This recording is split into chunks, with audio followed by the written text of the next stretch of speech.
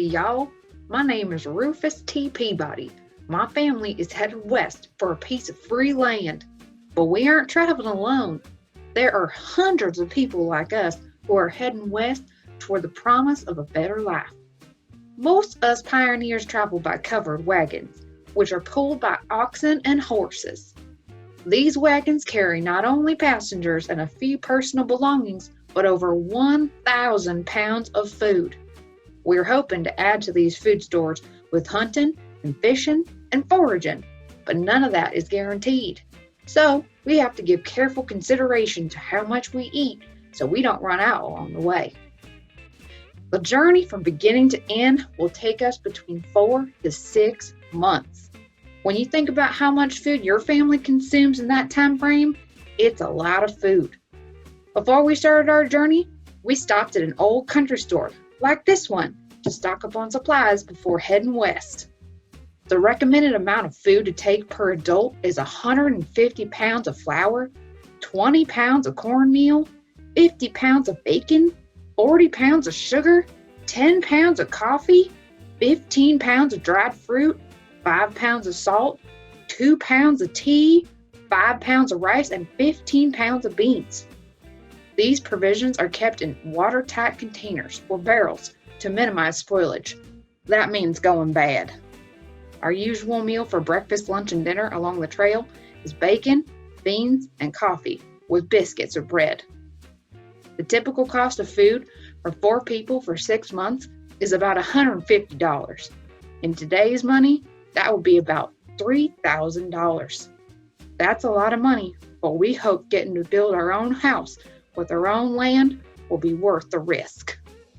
I just got done telling them about the Oregon Trail and why we're headed west. Well, can I join you on your excursions, Rufus? Absolutely, you can. Here I we can't wait. My name is Clarence P. Walkerfeller, and I'm headed west because I hear there's gold in California. So you better believe I'm headed there to get me some gold. Ada, is this the map you got me at the visitor center? There's nothing on it. How are we going to know how to get there? I'm just kidding. They didn't have maps back then. The Oregon Trail was started by people who didn't have maps. So they used certain landmarks to make sure they were heading in the right directions. What a lot of people don't know is that while most Oregon-bound immigrants traveled a route that passed by landmarks in Missouri, Kansas, Nebraska, Wyoming, Idaho, and Oregon, there was never just one set of wagon ruts leading west. Pioneers often spread out for several miles across the plains to hunt, find grazing patches for their animals, and to avoid choking dust clouds kicked up by other wagon trains. As the years passed, brave settlers also blazed dozens of new trails or cutoffs that allowed travelers to bypass stopping points and reach their destinations quicker. These shortcuts were especially popular in Wyoming, where the network of alternative pathways took people more than 100 miles north and south. Let's take a look at some of the landmarks the settlers followed along the way.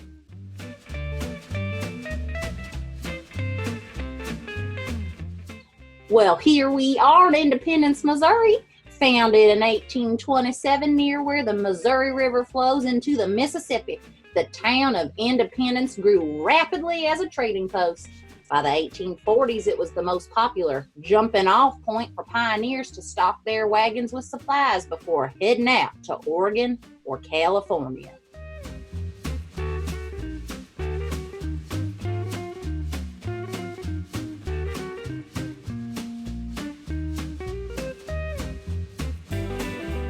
Here we are in Scotts Bluff, Nebraska. The courthouse and jail rocks that are behind me were the first monumental rock features that immigrants would encounter heading west. The rock sits at over 4,050 feet above sea level and rise more than 240 feet above nearby Pumpkin Creek. Because Courthouse Rock's grand appearance, many immigrants describe the rock in terms of a large public building, naming it the castle or the courthouse.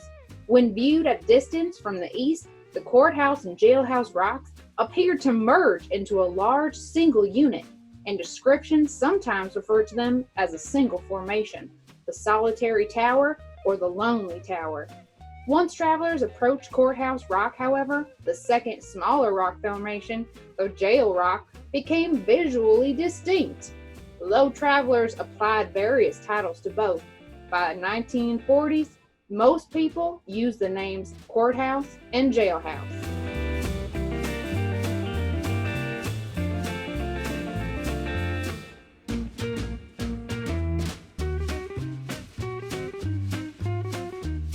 And here we find ourselves at Chimney Rock, Nebraska, one of my favorite things I've seen so far. Located some 12 miles west of Courthouse and Jailhouse Rock that we just saw, Chimney Rock was one of the most picturesque landmarks along the Oregon Trail. It signaled the end of the prairies as the trail became more steep and rugged, heading west towards the Rocky Mountains. Standing around 325 feet tall from peak to base, Chimney Rock looms like a lighthouse on the Great Plains. One of the most cherished landmarks in the Nebraska Panhandle, it greeted thousands of immigrants who risked their lives to travel westward. According to historians, in the journal's entries written by pioneers on the Oregon Trail, more references were found to Chimney Rock than any other landmark. Did you know that, like a landmark we'll travel to later, people also carved their names into Chimney Rock? I saw hundreds of names out in the rock, some at a dizzying height. That's what one traveler wrote in 1850. I wrote mine above all except two, and theirs were about 8 feet higher than mine. Weathering and erosion, you know how I feel about rocks, have long since destroyed most of these writings, but some of the names were removed from the rock to be preserved. Son, what are you doing? I'm playing Candy Crush. Did we buy candy at the supply depot? And why would you want to crush it? Being a kid on the Oregon Trail was nothing like being a kid today. Most of the days spent on the trail started at 4 a.m. with breakfast around 5 a.m. and then it was time to get everything packed in the wagon. 18 to 20 miles a day over prairie was considered a good day's travel. After we stopped to make camp at night, we would eat dinner and get some rest for the next long day of walking. Children had regular chores while on the trail. Kids also helped with cooking and washing dishes and watched after younger children. An important job was fetching water and gathering firewood and buffalo chips, dried buffalo manure used for campfires when no wood could be found. Don't worry, after it dried up real nice, it didn't smell much like poo anymore. I'm so sorry to tell you this, sir, but you have cholera. It's just me, Rufus T. Did I fool you? I'm not a doctor, but I am here to tell you about some very serious problems that happen on the Oregon Trail. Now, the Oregon Trail is a dangerous place. A dangerous place, I tell you.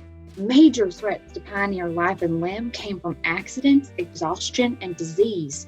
Crossing rivers were probably the most dangerous things pioneers did. Swollen rivers could tip over and drown both people and oxen.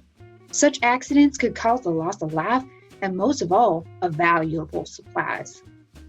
Animals could panic when wading through deep, swift water, causing wagons to overturn. Animals could cause very serious injury to their owners. People could be crushed by wagons or animals or thrown by horses. Diseases and serious illnesses caused the deaths of 9 out of 10 pioneers. Such diseases as cholera, smallpox, flu, measles, mumps, tuberculosis could spread quickly through an entire wagon camp. Cholera was the main scourge of the trail. It could attack a perfectly healthy person after breakfast, and he would be in his grave before noon. However, many would linger in misery for weeks in the bouncy wagons. When it was obvious a person wouldn't last the day, the train would often hold up moving in order to wait for the end. The number of deaths would occur in wagon train companies traveling to California is figured at 20,000 for the entire 2,000 miles of the Oregon-California Trail, or an average of 10 graves per mile.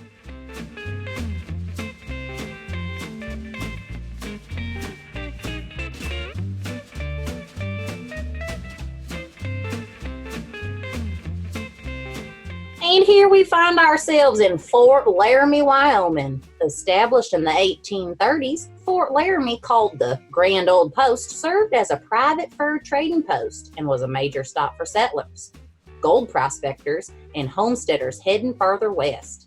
It was the second fort established to keep peace between Plains Indians and settlers traveling to the Oregon Trail. Fort Laramie, also known as Fort William or Fort John, was an important stop for settlers to restock on those supplies before starting into the mountainous terrain of Wyoming.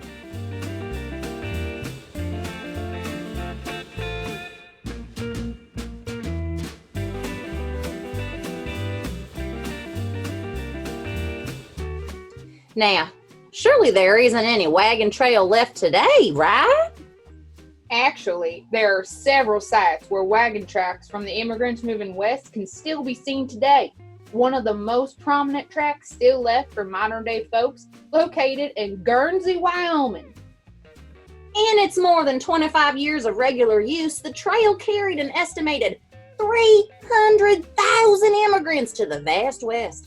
Today, visual remnants of the old trail can still be seen across the west, but none that are as distinct as those found near Guernsey.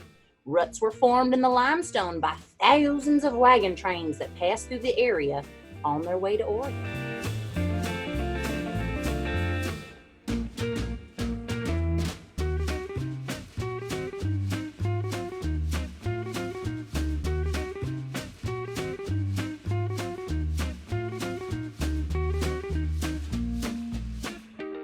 Named for a fur trader's 4th of July celebration in 1830, this huge rock became one of the most famous of all Oregon Trail landmarks. The giant piece of granite is 1,900 feet long, 700 feet wide, and 128 feet high. The landmark was a favorite resting place for travelers along the trail. Called the Great Register of the Desert, more than 5,000 names of early immigrants were carved on this boulder. 5,000 names? 5,000 names. Wow! Starting the trail in the early spring, immigrants along the Oregon Trail hoped to reach Independence Rock by July 4th, Independence Day. If they did not arrive by then, they knew they were behind schedule.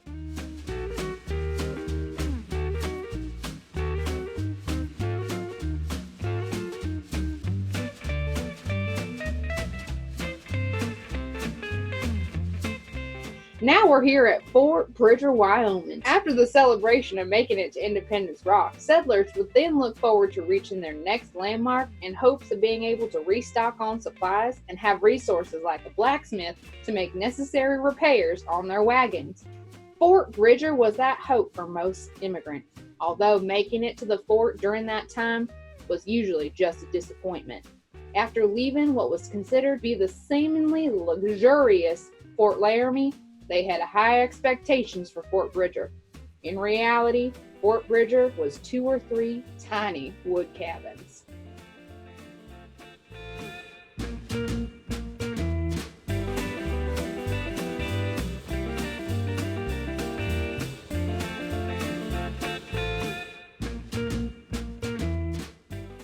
Well, and here we be in Soda Springs, Idaho, located along a shortcut on the Oregon-California Trail off of the main route to Fort Hall, Idaho, is Soda Springs. These are natural bubbling pools of carbonated water caused by ancient volcanic activity. Visited by local Indians, fur traders, and trappers prior to the days of the Oregon Trail immigrations, the springs were rightfully considered to be one of the marvels of the overland trails.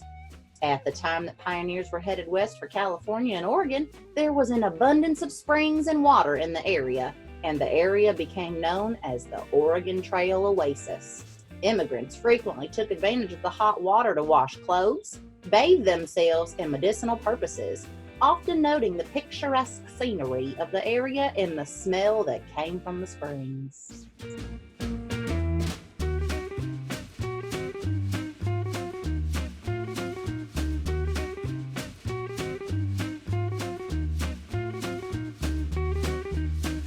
Finally made it to Fort Hall, Idaho.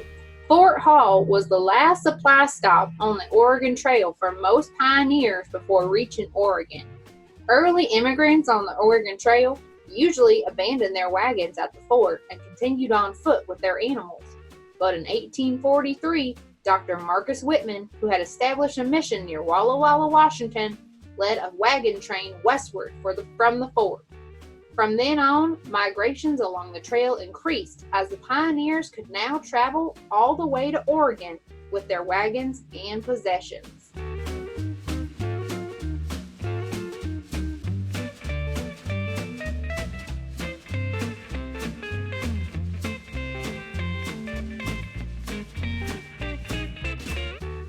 We finally made it to the sleepy little town of the Dalles in Oregon.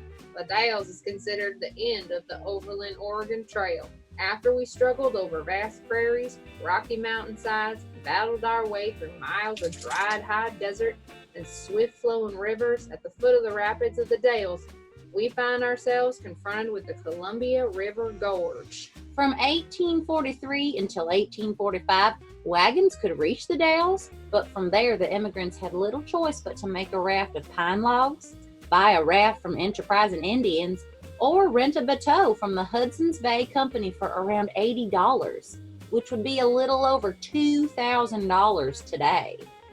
After spending most of our money getting the supplies to travel west, my family decided it was best if we settled here in Oregon. With the promise of the abundant gold in California, I think I'm going to try my hand at panhandling and see how much I can find. I'm hoping to be a millionaire by spring. Well, with that, our journey has come to an end, folks. I'm so happy that we had a chance to go on this journey together With you. Stay tuned for other episodes between Clarence and I when we go on the Transcontinental Railroad. Bye. It's been a pleasure traveling with you, folks. Bye now. Y'all come back and see us. You hear? Oh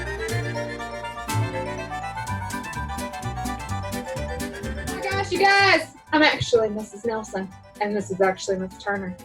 My name is Clarence. P. Thank you. Ready? How do I start it?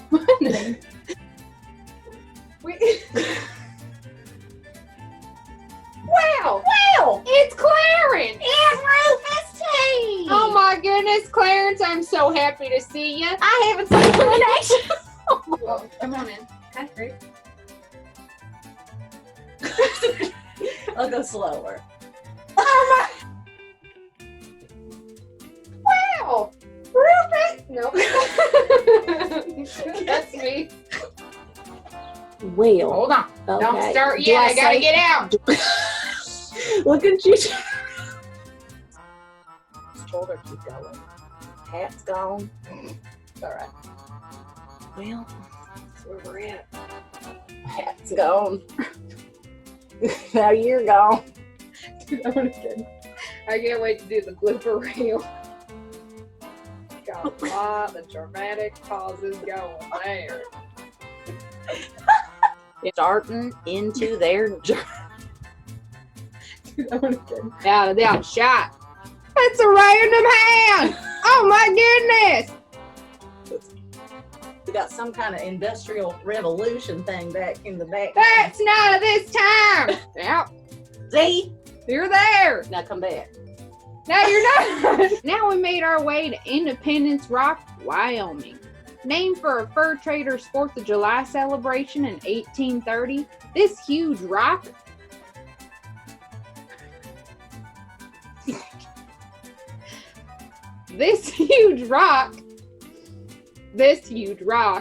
became one of the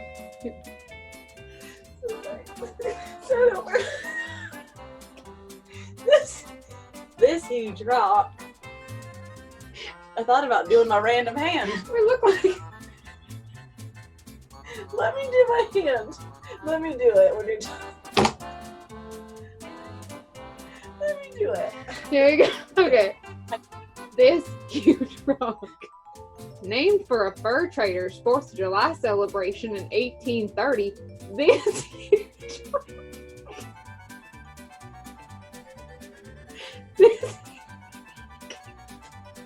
This huge rock became one of the most famous. Stop it. Rufus. Clarence. Get careful. Named for a fur trader's 4th of July celebration in 1830, this huge rock became one of the most famous. You didn't do your finger that time. I thought I wasn't supposed to. You should do it. Just don't do it in front of me because it makes me. Okay, sorry. I won't. Here we go. Do eyebrows. For a Lincoln spirit. Really into that one too. Now, children, we're going to talk about Abe Lincoln. The blacksmith to make necessary repairs to their wagons or pairs. To make necessary repairs.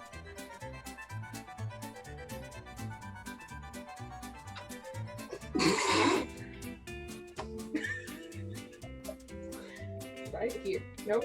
Right here. Pick up a piece of wood. Fire floating.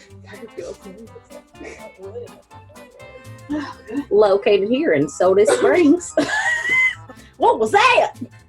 Okay. Sorry. Get my gun. Get my gun. Something's intruding. Let me redo. What are you saying? I'm not sure. I have to picture my sailor baby. I don't know if you knew this, but it's actually us. It's just us. But we're so happy that you took this journey with us on the Oregon Trail. Thanks for joining.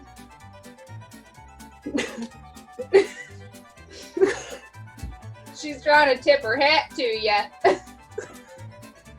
Why? Here, go about. Why haven't I been doing this the whole time? Get on up here like. Let's do that again. All right. Hopefully you don't disappear in the middle of it. You want to look at our faces for a while? I just want to see how pretty we look. We're done. Bye. Bye now.